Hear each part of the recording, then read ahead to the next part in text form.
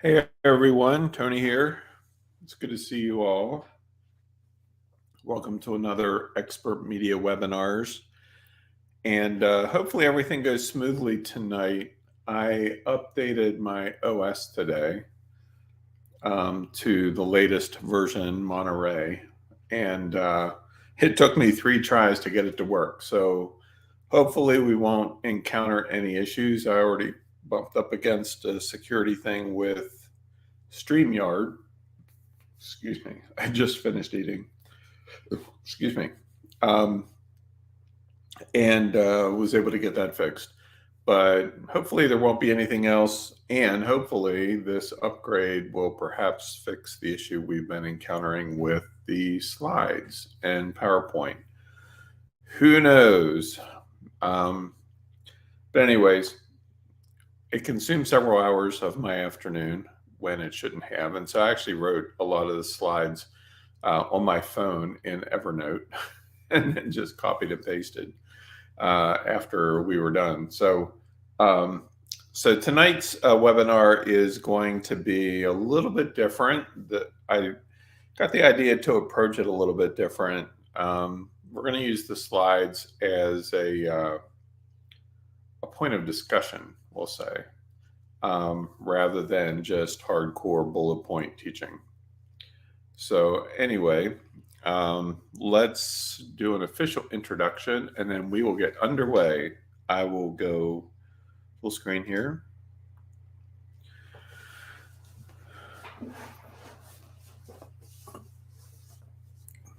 Hello, everyone. Welcome to Expert Media Webinars. This is your host and teacher, Tony Leidig, and welcome to tonight's presentation. We're going to talk about the power to transform and what we're going to be focusing on specifically are images, photographs, illustrations, those kinds of things. It's been kind of the theme for the year so far, and that's not going to change anytime in the near future, but for good reason. One of the things that I realized just today, well, I realized it a long time ago, but the language for it came to me today, and that is something simple. Let's see if I can find it.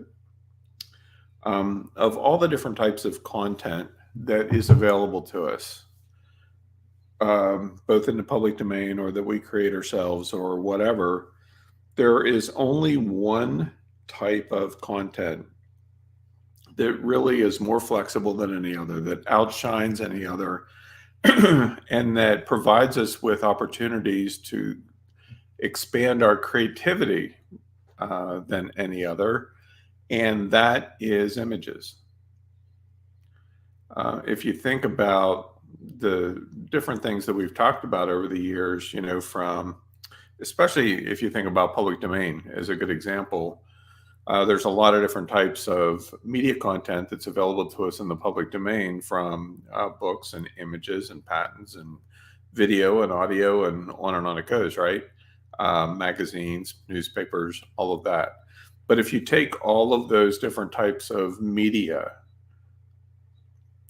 and choose one that is the most flexible as far as what we can create today, right now, into the widest variety of products, hands down, it's images, very easily so. And then whenever you mix into that idea that there's hundreds of millions of images that are available to us, either through public domain or our personal creation, or with some of the latest things that I've been teaching, you think about some of the AI databases, there's tens of millions of images, both contemporary and vintage, that are used to guide the transformation process through artificial intelligence.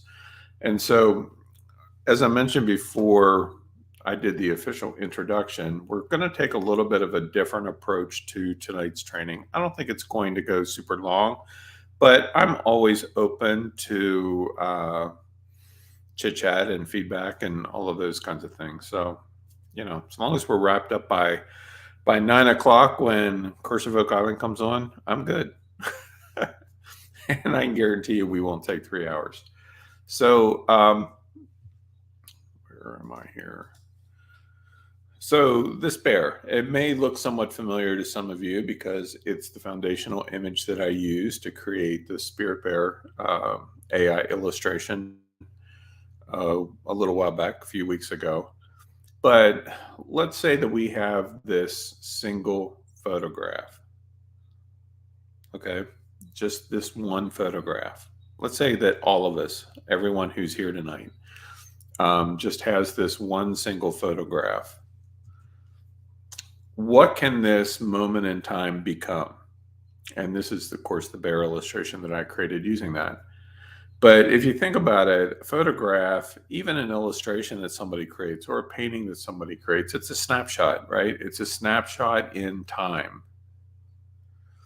And you have the original person who created it or captured the photo or whatever, right? But this bear image that we're looking at here is in the public domain. I downloaded it off of Pixabay. And so with this one image, what could we turn it into? You know, how can we transform it into something else? Which, you know, of course, I'm a huge fan of. What stories can it tell or that we can use to tell stories? And so this is a little bit, the questions are a little bit rhetorical, okay? But I wanted to present these questions to kind of get you to think. As we go through this training tonight, if you will, it's going to be more storytelling than training. Some of these questions that I'm going to present to you or comments that I'm going to present to you are really how you should approach any kind of image whenever you're creating something, whether it's for a physical product or an NFT or whatever. You know, I'm a big fan of changing things up a little bit. So one of the questions that I always go to is what story am I telling here with this one image? How will other people perceive it? And how can I change it in a way to shape the story that it's telling? How can this one single photograph be transformed into amazing new art forms? I mean, face it, it's a great photo, right? I love it. It's very close up. It shows a bit of expression on the bear's face, you know, it's kind of cool. But depending on the medium that we convert it into, it can take on a completely different life of its own, a completely different display of what this particular bear means. You know, and so let's look at it from a position of creating products, you know, or creating a study, a life study of this one bear. I mean, I don't know how many slides I have tonight, but each slide features a different variation of this same bear.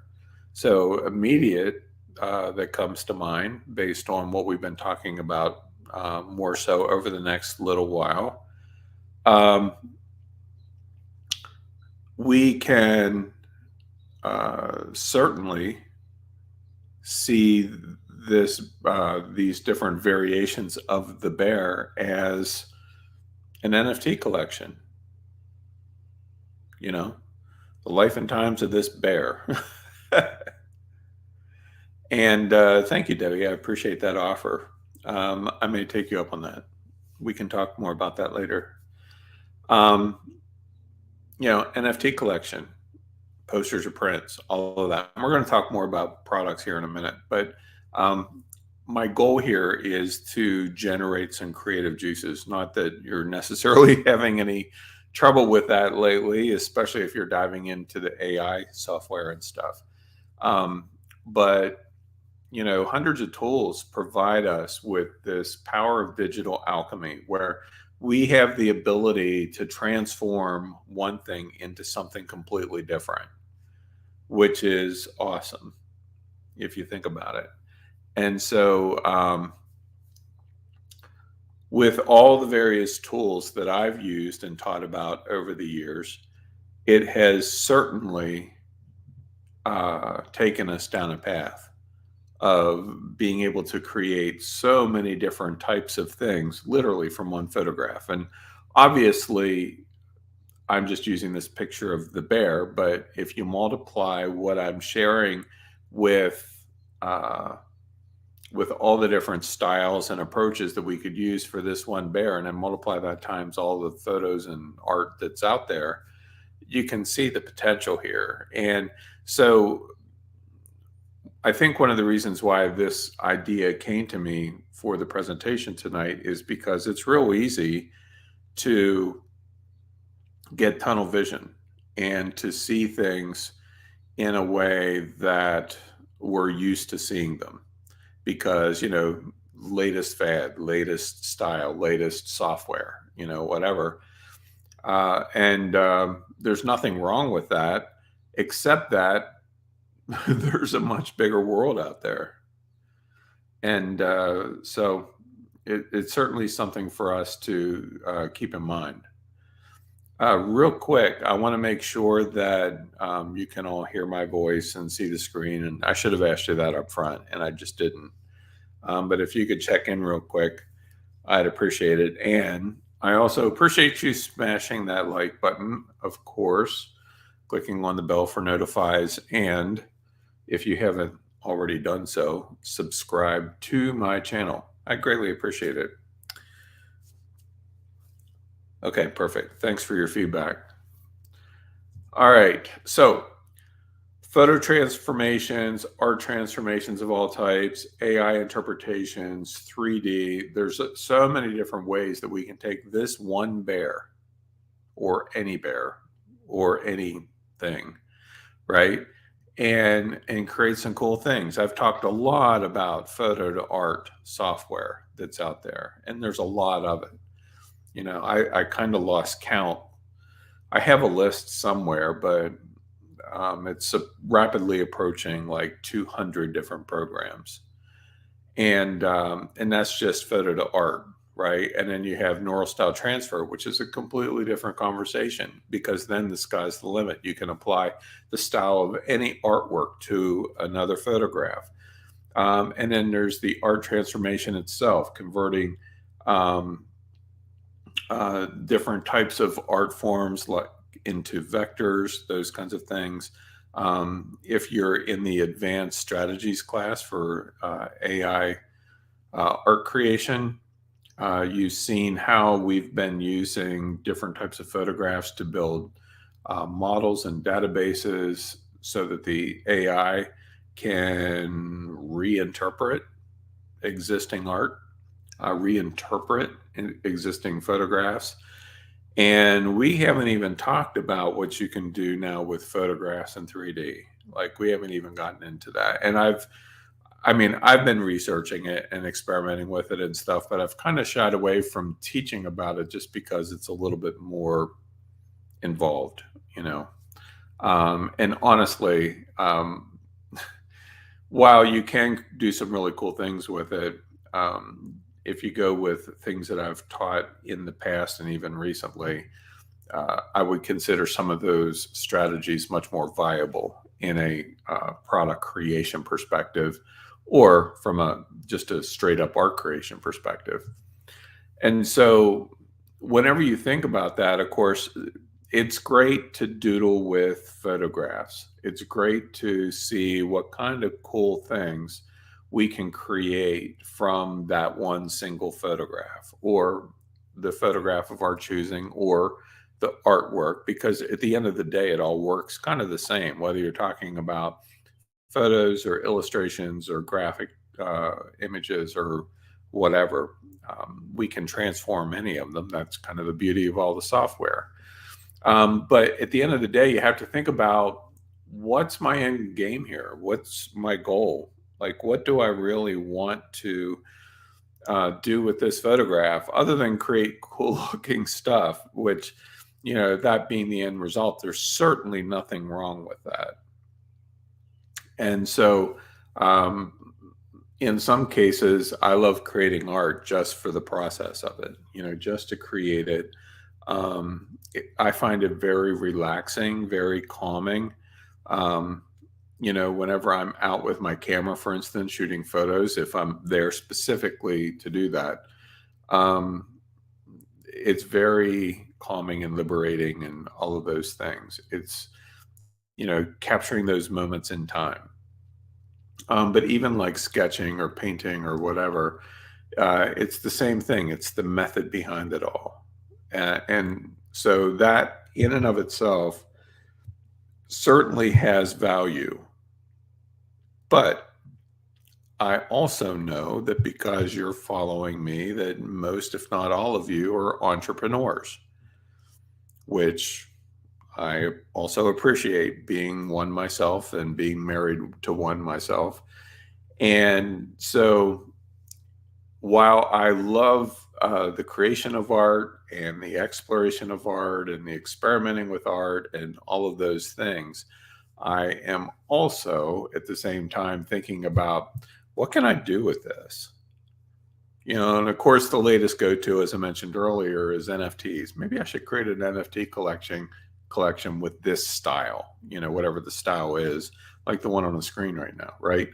But that's not the be all end all. I mean, yeah, NFTs are the latest expression of what we can do uh, with art, especially digital art.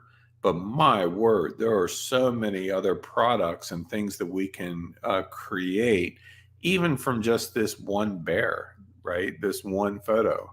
Whether you're talking about print on demand or custom creations, things that you're making yourself, or working with manufacturers, the list goes on and on. It's literally unlimited. Like one thing we could do is make a line drawing of this bear, which is in here somewhere. I think we already passed it. We could turn it into like coins, like medallions and stuff like that. We could print it on leather and turn it into purses or shoes. We could make t-shirts out of it. I mean, the sky's the limit, right? And in reality, there's literally hundreds, if not thousands, of products in dozens of categories that are at our disposal. I don't know how much you guys pay attention to print on demand technology and some of the big players and all of that. Um, I do. I spend time every week digging in and looking at what the latest possibilities are.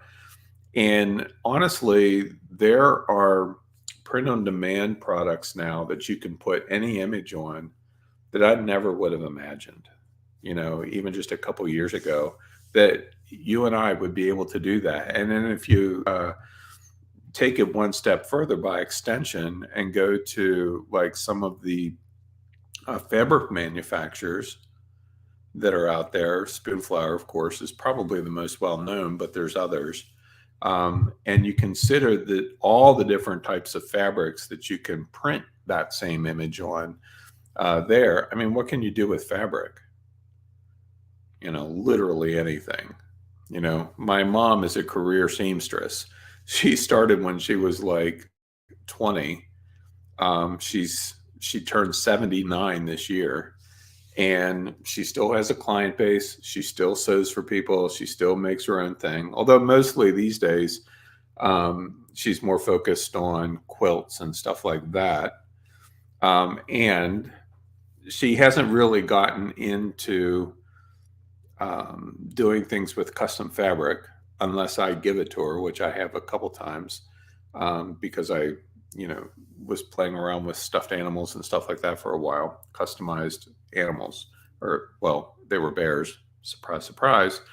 But literally, there's anything and everything that we can do. And of course, with again some of the software-driven technologies that are out there, like Glowforge or Cricut machines or Xcarves or whatever, we could literally load up a line drawing of this bear, carve it into wood, carve it into metal, carve it into acrylic,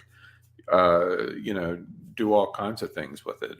It could become a watch face or a clock face. We could literally print it onto clay and fire it with a glaze, right? The sky's the limit. It's unbelievable what we can create. Nobody who wants to create physical products of any kind should have zero excuses other than, learning the system and how it works and providing the image in the way they need it, and boom, done. Right? Nobody should have any excuse because you can literally create just about any kind of product. A friend of mine has an entire product line that is produced by Shine On, which some of you may be familiar with Shine On. They're jewelry manufacturers. And I spent a little time on their website today just because I haven't checked in with them for a while. I've produced some things through Shine On because they are print on demand, but now they're doing custom jewelry. And I don't mean like cool little boring stuff where you insert a little photo into it and you put a plastic cap on it and voila, you have a little necklace. No, you send them a drawing and they are 3D modeling that and then lost wax casting it so that you can do a full custom jewelry line.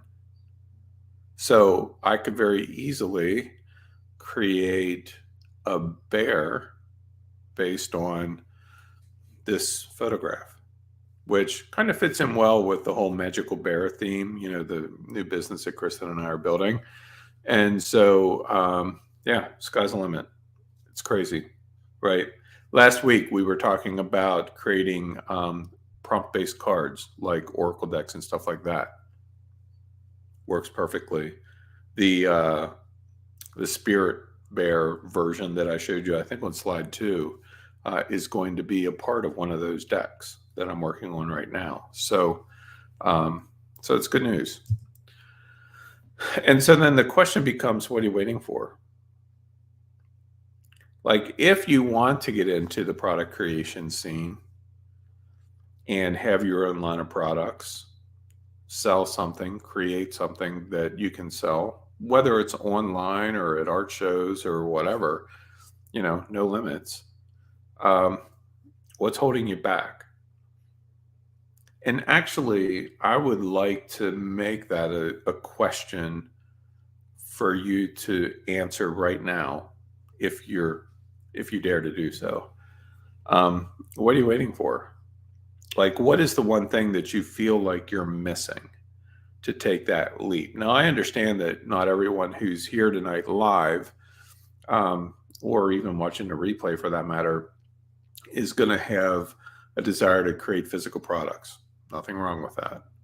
And maybe you just wanted to dabble in digital products.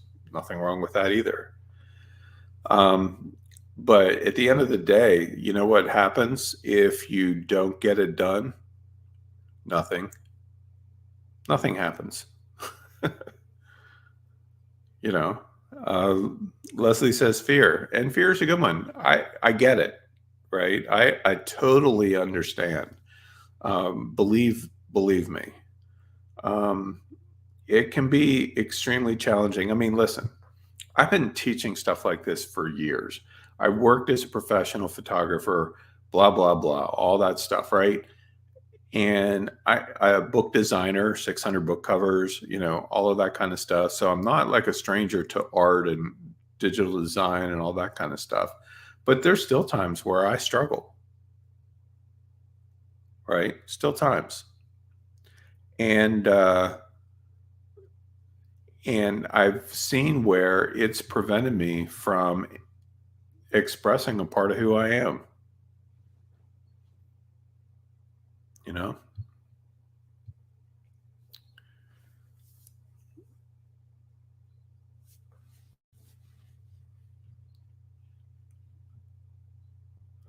So I'm just reading down through some of the comments. Bunny says that she's needs to finish a current project. I understand that. Kelda says not interested in physical products, but like to keep learning and experimenting anyway. I'm with you there. I mean, if you saw full behind the scenes of my life, you would see what I'm teaching now and then what I'm researching or experimenting with that's you may or may not find out about 3 or 6 months down the road. Just because, like, if I can't do it myself, how the hell could I ever teach it? So there's kind of that. And I like to take a look at things that can be challenging and see how I can simplify them. I think I do pretty well with that. Thomas says, fear sells. Absolutely. Not in a right way, but I mean, it does nonetheless. Marjorie says upfront costs of all the supplies, making time, website cost, and all of that. Cost can certainly be a factor. But here's the way I look at it is that if you want to really create a legit business, like there are costs involved. It's called the cost of doing business. So you can allow those to be a barrier or accept them as a part of doing what you do. And where I see a lot of people, especially like in the crafting community, they invest all their time and energy into making, whatever it is that you want to make, and then tally up whatever the physical costs are, right, for creating the physical products, but don't account for their time. And so they sell their widget for, $20, but it took them 4 hours to make it. And the material cost are say $6. So it's like, oh, well, I'm making $14 profit on every sale that I make. No, you're not. If it took you 4 hours, what's an assigned dollar per hour value on your time? Let's say it's $10 an hour, which is extremely low. That means $10 an hour times 4 hours, what? $40. If you're selling something for 20 and you have a material cost of 6, which means that there's $14 left, guess what? You're losing money. Yeah, well, but nobody's going to pay $50 for this. And therein is the quandary of the craft market, especially, right? Because my challenge would be, how do you know that people aren't going to pay $50 instead of 20? Maybe you're selling in the wrong place. Like here in South Central Pennsylvania, you can see things that traditionally tend to sell at lower prices compared to what you would find at, say, an art festival in a major city. And so if you can make, say, $50 on an item in South Central Pennsylvania, but $150 or $200 at a higher level art show or something, why not go to those higher level art shows? You know what I mean? Well, because then I have to travel, and then there's the cost of travel and all of that kind of stuff. I get it. Move it online. You got to go to where your customers are. At the end of the day, that is the name of the game, is going where your customers are. Amy says, I'm creating physical products now, but my big constraint is time to create everything I want. For sure. I understand that too, especially because there's a lot that I want to create right now and that I have listed in Evernote and all of that. And I just told Kristen the other day, I said, there's so much that I want to do, and her too. And we just can't do it because we have house showings and packing and all of that kind of stuff. And we're getting ready to move in a couple weeks. And it's like, man, I don't have any time. But I also know that that's a temporary thing, so that's good. Come April, man, we're really going to jump into some of the cool things. Liz says, I wonder if having too many rabbit holes to explore is just an avoidance strategy. See, now you're messing with people's psyche. The short answer, I would say, probably is yes in many cases. because I mean, I've been guilty of that, certainly, just to be really honest about it. Because, well, I'm still learning, I'm experimenting, or whatever. No, you're afraid that people will see what you're creating and think it sucks. Or what if you spend all the time and effort to create whatever it is that you want to create based on the single photograph and nobody buys it? What then? What does that say about you as a person? It doesn't say anything. Spoiler alert. Has nothing to do with you as a person. Val says paralyzed. Paralyzed from what? Suzanne says not enough time. I definitely get that. But you also want to make sure that that doesn't become the crutch, because you can always get up an hour earlier. You can always go to bed an hour later. You can always take 15 minutes to eat lunch instead of a half an hour. I mean, if you really want it bad enough, there's always ways to find time.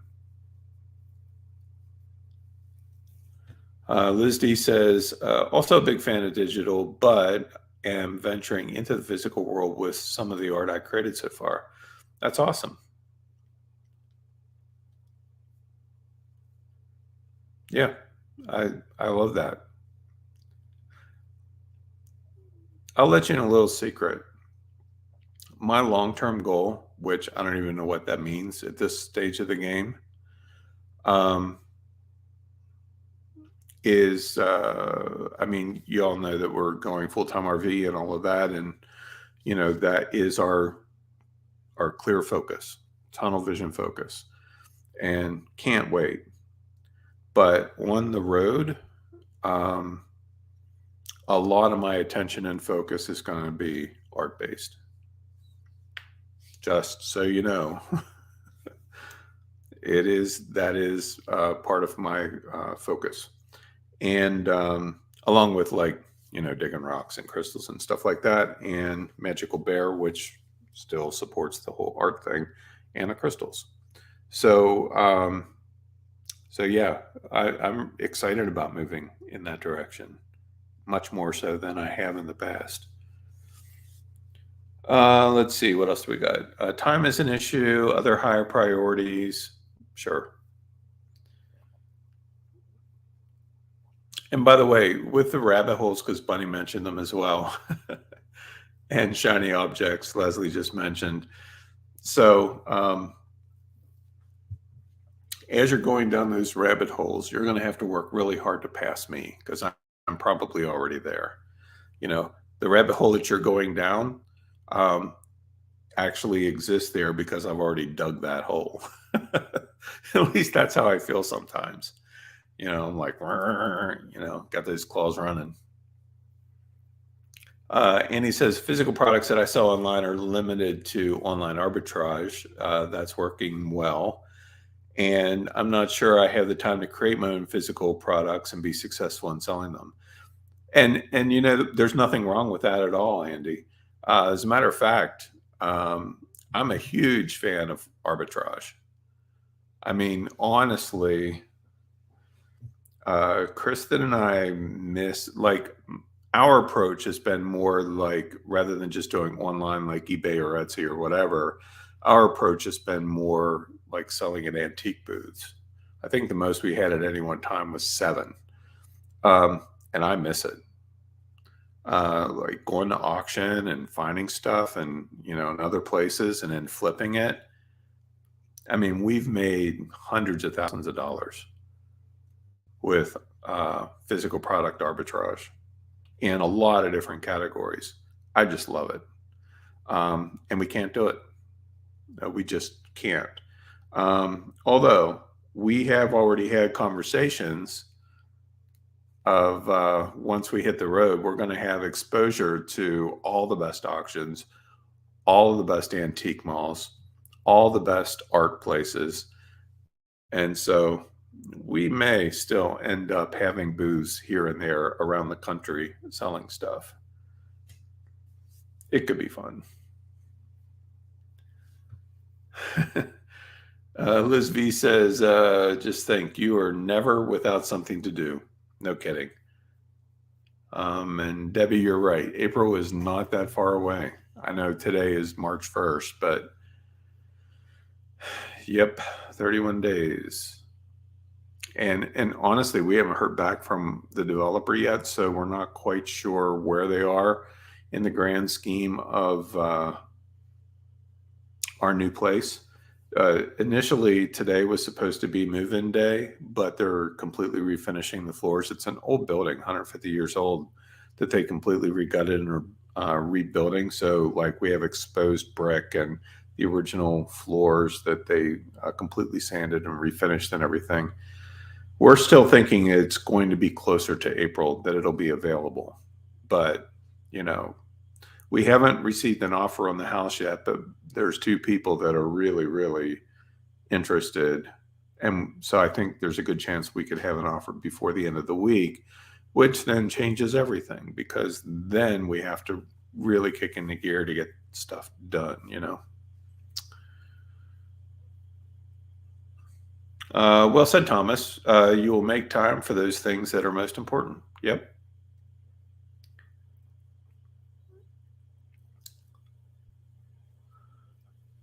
Loretta says, many artists I know underprice their work based on what you just said, and they would resist when I had to raise my prices to put their work in my gallery. Many don't value their own work. I've seen it too many times. You're absolutely right. I have that conversation with my daughters because both of them make stuff. My youngest, Courtney, her thing right now is dolls, custom dolls. And I've been really encouraging her in that because I love plushies of all kinds. And she got it from her mom because when they were super little, like firstborn, my first wife, Deborah, made a lot of dolls. She doesn't these days. But Courtney kind of picked up that mantle, and I've done everything that I could to kind of feed that passion. You know, bought her sewing machine and all kinds of books on how to make teddy bears and you know all kinds of things like that. I just basically gave her my entire collection because of our downsizing that I had of some great magazines out of the UK, like Stuffed and Prim and some of those. I have like a complete set of all those magazines, and they're wonderful. I mean, they're just awesome to flip through if you like custom plushies. And so I just gave them all to her.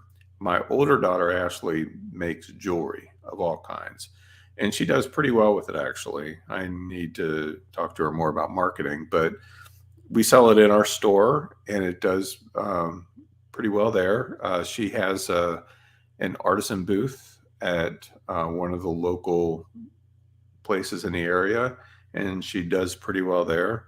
And some of the jewelry that she makes is image based.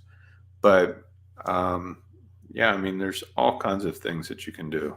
I love it, and I think you can tell. But there's just something magical about being able to express who we really are without judgment. And that sounds like a really easy sentence to say, but I understand what that statement is packed with because not many people have the self-confidence or the belief in themselves to flat out put themselves out there through creation, whatever form that takes, and be very matter of fact about it. Like, this is it. If you don't like it, that's okay. You know, go find somebody else. You know, because one thing that I've really been challenging myself personally with, you know, what does it look like for me to live 100% me? You know, like, what does that look like? 100% Tony. Subject of a number of downloads that I've gotten, but also questions that I constantly ponder because, we trick ourselves into thinking, oh, well, I'm living the full expression of my creativity and who I am as a person. Bullshit. There's almost nobody who does that. So it circles us back around to this question right here on the screen. What are you waiting for? My dad preached to me when I was a kid. Well, what you're making is good, but you can do better. And Dad thought that he was encouraging me. He said it to my sister too, who's more of a singer, but um, it actually negatively impacted us to thinking that we weren't good enough because Dad kept saying, you can do better. And it's interesting. I was having a conversation with my mom a couple weeks ago, and she brought that up. Well, your dad used to always say, I'm like, damn, it's amazing how simple words can have such an impact to cause us, in some cases, not everybody, of course, but in some cases, to second guess ourselves or to give up or to think that, well, it's just a nice hobby. It's an escape. One of the excuses I used to make for my photography. Well, I don't want to teach on photography because this is my escape. This is what I retreat into whenever, I just kind of need to unplug from life. And, until, a coaching group that I was in, one of the guys called bullshit on it. And, to which I promptly stopped talking to him for a year because I knew he was right.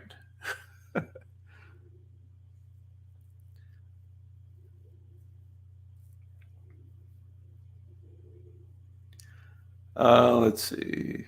I appreciate all of the comments. Thank you very much. It's awesome. Liz says it's so easy to go down the rabbit hole because Tony is there paving the way. Absolutely. You're welcome.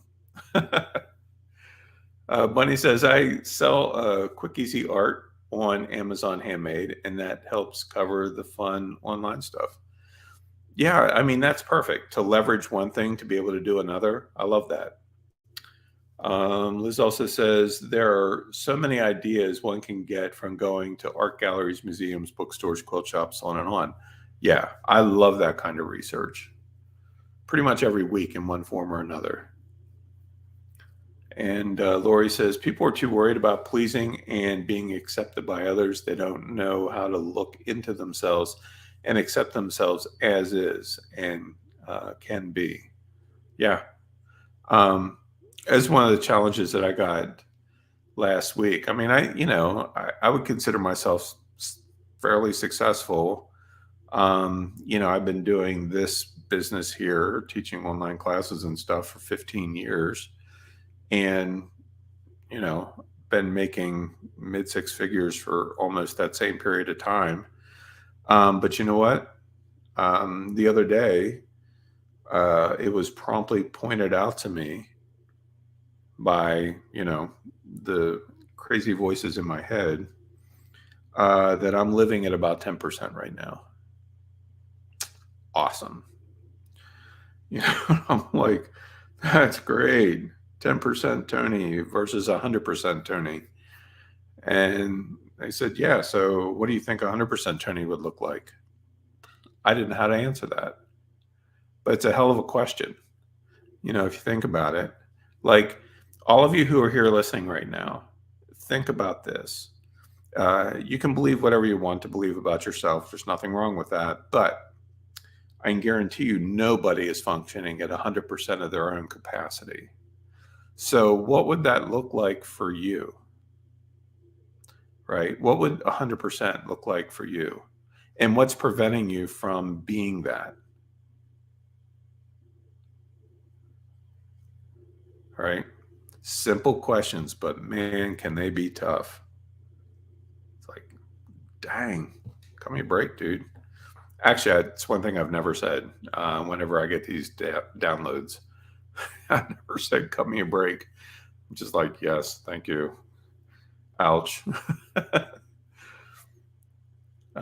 Amy says, I don't want to die with any regret. So I always ask, will I regret not doing X when I'm on my deathbed? That's a great question. I like that. And Debbie, you're right. We know when something hits the mark inside because it hurts. Yeah, for sure. Liz D says, I sent some of my art as Christmas cards, and the feedback from my relatives was so encouraging and motivating. Feel good stuff. I used to do that years ago whenever I got married to my first got married to my first wife. Like we used Christmas cards as the birth announcements for each of the girls and all their stats and all that kind of stuff. Excuse me. And I designed the cards. And this is back when digital wasn't a thing, so, or just starting to be a thing.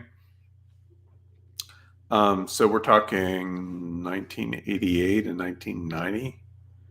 So, like I was really heavily into trains back then.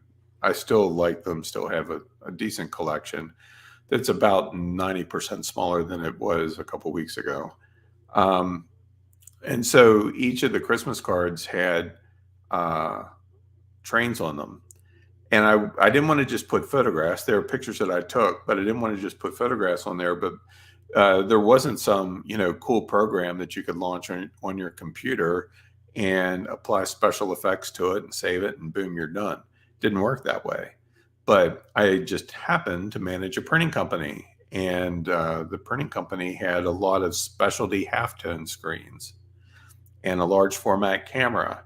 And so I would put the actual photograph that I took in black and white into the offset camera and then put a specialty screen like a Mezzo 10 or something like that over the film and run it through a film processor or tray develop it depending on the day.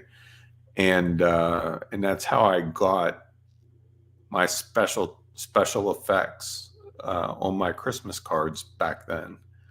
you know, so much harder to do. You had to, go to a typesetter and have it output like on a CompuGraphic and or lead lead type or whatever. Thank God for digital. I love it.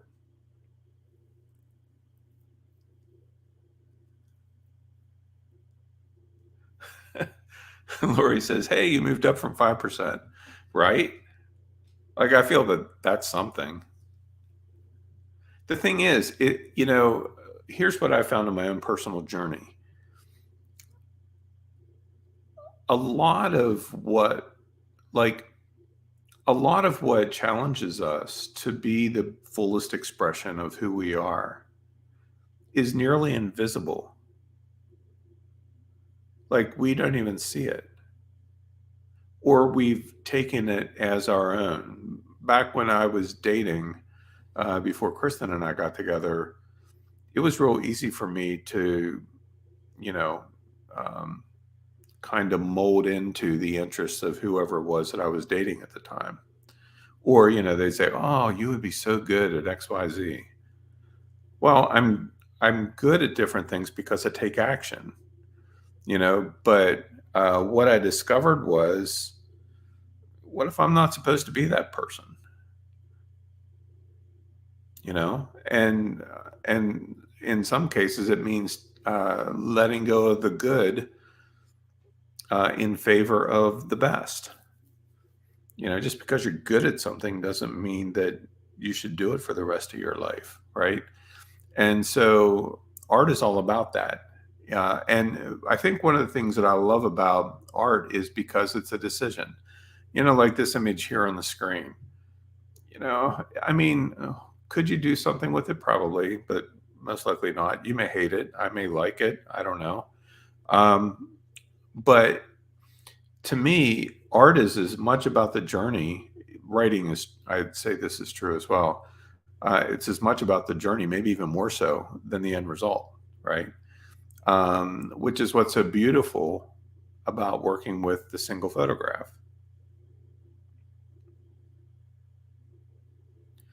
Yeah, you're right, Liz. I mean, I am saving a lot of time. I remember, um, like, I started working with Photoshop when it was in version 2. and I didn't even have a computer of my own. And back then, you could like write the companies, and they would send you like uh, 3.5-inch floppy disks as a demo of the software that you could install locally. And so I had written Adobe and got a copy of 2.0 on 3.5-inch floppy disks. And then my buddy and I, who he managed a competing printing company, it's funny, we were best friends, but we managed competing printing companies. Um, he and I would go to the local community college down in South Jersey and load up the Apple IIs. And that's how I learned Photoshop. I didn't even know it, And so when I finally was able to get a copy for myself, it had upgraded to 2.5 and then upgraded to 3.0 shortly after that, which was a big upgrade for Photoshop. Um, and then, I was presented with the opportunity of working as a designer for a book company, publishing company. And so I remember like I would run design programs and play around with them over my dinner time or lunch hour before I was actually working as a designer. I was working as a customer service rep at that point, and I wasn't great at it back then. And so, but I would take my lunch and I would experiment with software. And so whenever they decided to bring design in-house, the general manager there suggested considering me. I never had any real world experience, right? And so the publisher called me to his office and asked me how much of a budget I would need to buy hardware and software. So I gave him a budget, and he's like, all right, go for it. And so at that time, I think I went PC instead of Mac, but got Photoshop and Painter and some 3D programs and all kinds of stuff. Quark Express, because InDesign didn't exist yet. And got it all in, got all the software installed. Literally the next day after I installed the software, some of which I'd never even used,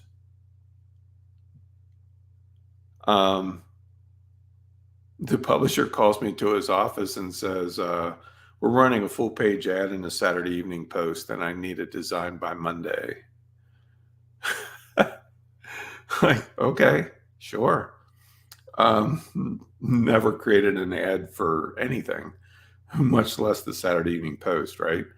And so that's how my illustrious journey kicked off as a designer. Project number 2 was a full color children's book that was like 160 pages. Just crazy. I mean, talk about being thrown into the fire to learn. It was awesome. And obviously I survived.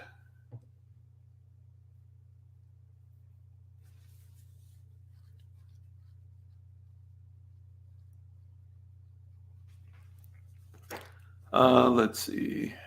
Debbie says, the micro version of "We Are the Ones We Have Been Waiting For." Yeah, no kidding. And Debbie says, do you want to know who you are? Don't ask, act. Action will delineate and define you, said Thomas Jefferson. I never heard that quote. That's awesome. And Amy says, one of the things I enjoyed most about the Lonely Tree assignment was trying all the kinds of different looks and techniques. And while the final output was great, the best part was the experimentation. Yeah, same. And those of you who weren't able to join last night, this week's assignment is dragons or dragon. You can do one or more. I have an idea for mine stirring in my mind, but I haven't started it yet. Leslie asks, is there a company that allows you to make things like mosaics or other kinds of kits? That's a good question. I'm honestly not sure.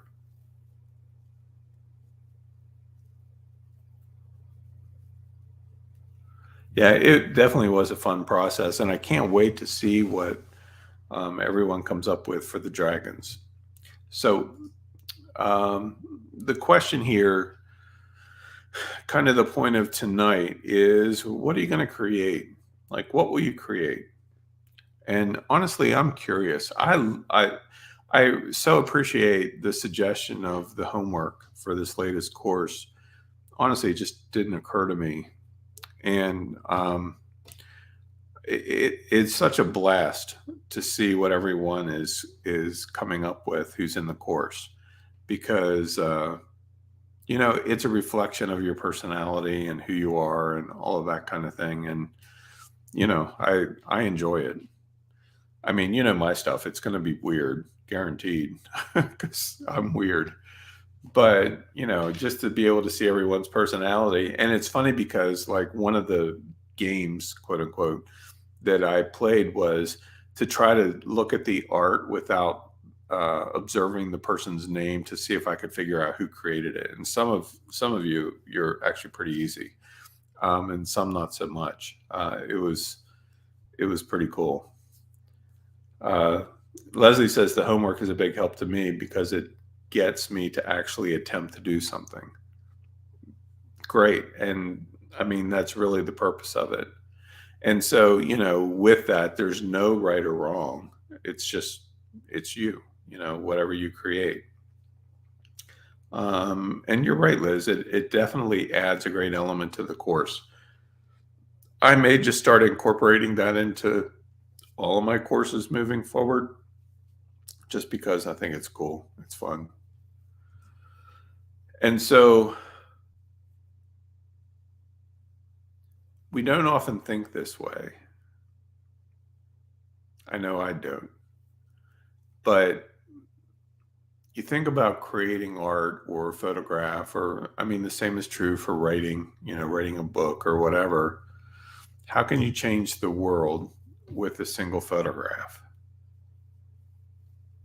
And, you may argue, well, I don't think I'm ever going to change the world. Well, you may change one person's world or a group of people's world.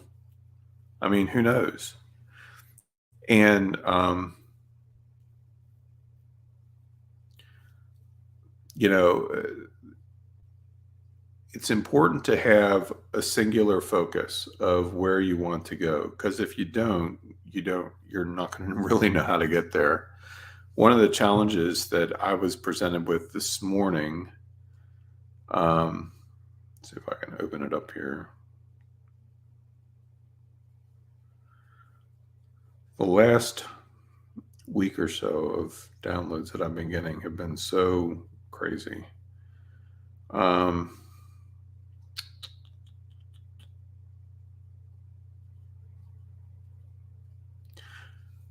There was an interaction going back and forth about things that I'm working through right now. And the question was put to me with some of my personal mentors, like if they were in your exact situation right now with the same resources that you have, how would their response be different from yours? And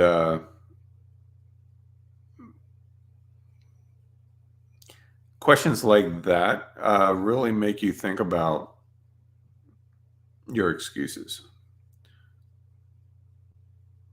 And this I thought was really good as an instruction, a way of thinking about everything that we do. you know um, I've been a big fan of the phrase, you become what you behold, which is actually based on a Bible verse.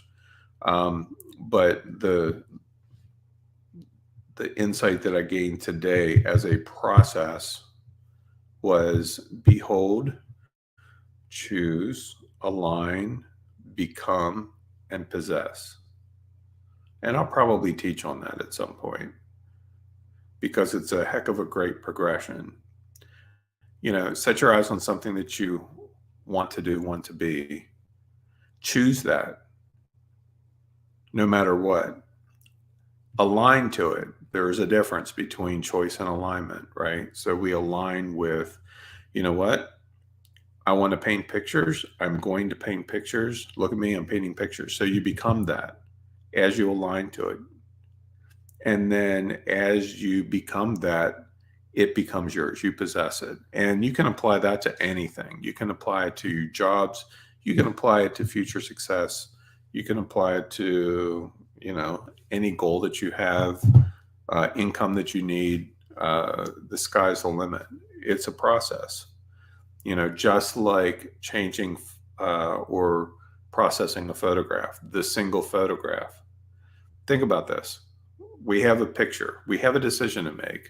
Let's say that I gave you all a copy of this bear picture and said, okay, let's see what you got. Let's see what all of you here tonight can come up with this bear picture, which, you could. It's on Pixabay. If you do a search for bear, you're going to find it very easily.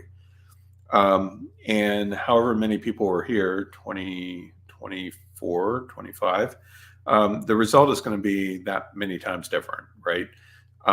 But if you think about this process that we've talked about going through these slides, it's no different than anything else that we do in life. Oh yeah, but getting a new career or moving to another city, or that's all harder. But is it really, or is it just us making it harder? It's still choices. It's still alignments. Well, yeah, but it costs money to do X, and so then to me, and I'm speaking to myself, not any of you,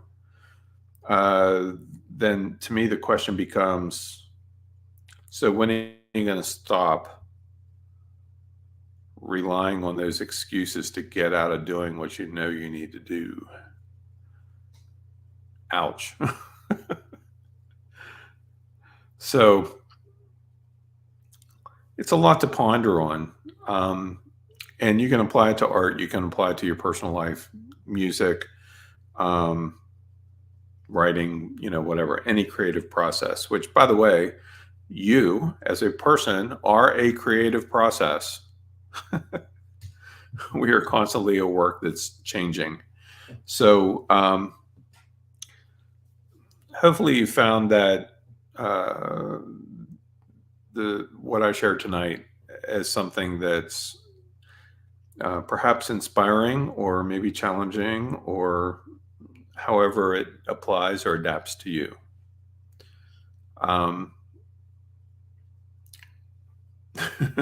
Thomas says the bear looks like he had a rough night. Yeah, I think so too. It's like a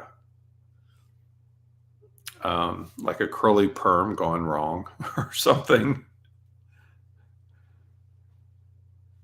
Yeah, some of these were generated using phone apps, and some of them were generated using Photoshop plugins or software. Nothing new, all stuff that I've taught on in the past.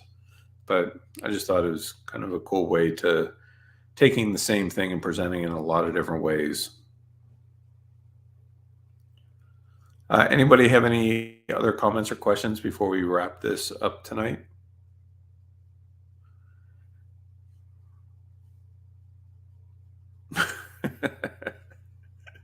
Lori says Afro Bear. I think you're right.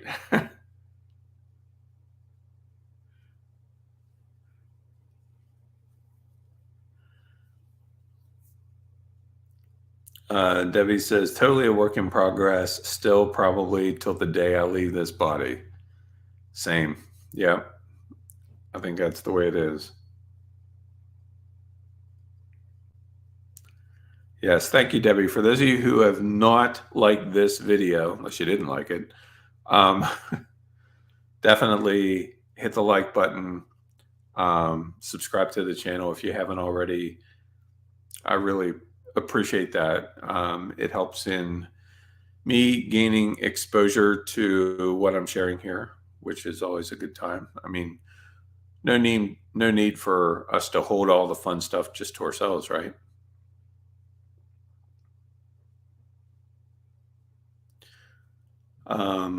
Bunny says, I need to get downsized so not so much time is spent taking care of junk. I'll tell you what, I'd be lying if I said that downsizing was easy. My word. Kristen spent a larger part of today and part of yesterday packing her stained glass studio. She has so much glass that I think it took like 6 or 7 bins to to include it all. Um, and of course, that's going into storage. But I mean, it's just another example of so much stuff. But we're making some headway.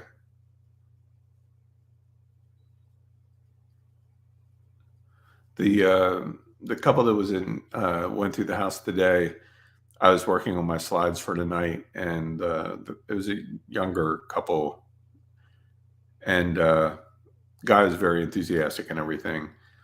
And he's like, "Oh, caught you at work." And I'm like, "Yeah, just getting ready for tonight." And he's like, "What are you doing?" I said, um, "Trying to take over the world." And he goes, "Ah, Pinky in the Brain. I'm a fan." I'm like, "Then you understand."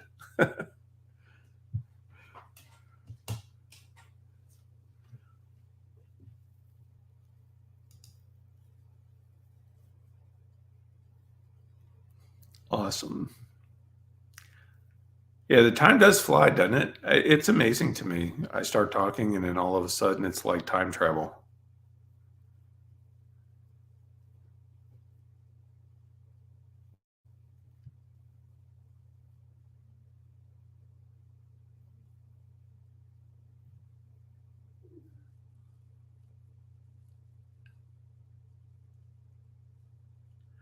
Yeah, so much to do, so much fun to be had.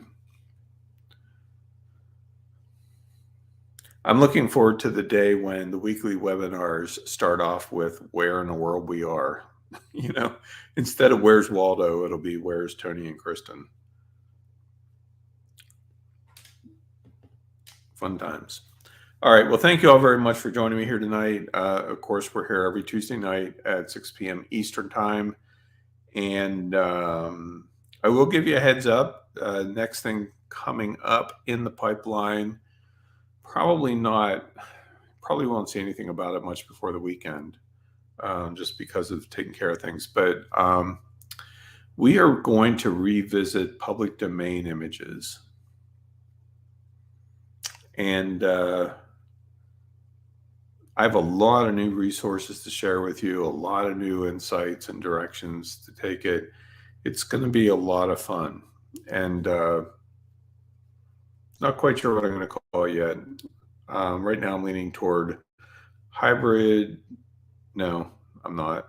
Public domain image hacks volume 2 is what I'm leaning toward.